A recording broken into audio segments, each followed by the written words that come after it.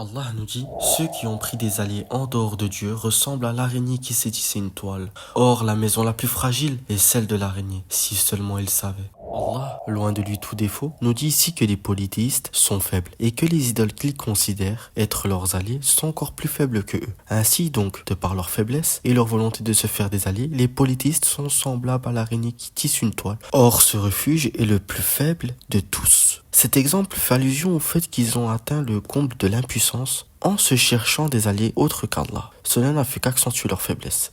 Allah nous dit dans d'autres versets, ils ont pris des divinités en dehors de Dieu pour qu'elles les protègent. Bien au contraire, celles-ci renieront avoir été adorées et seront pour eux des ennemis. Allah nous dit aussi, ils ont adoré des divinités en dehors d'Allah, dans l'espoir d'être secourus. Celles-ci ne pourront pas les secourir et tous seront présentés au châtiment.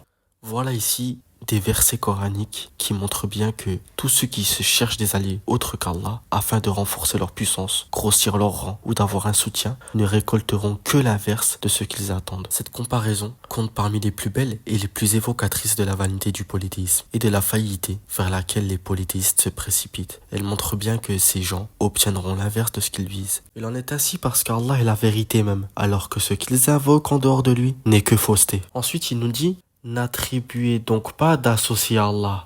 Vous savez parfaitement qu'il n'en existe point.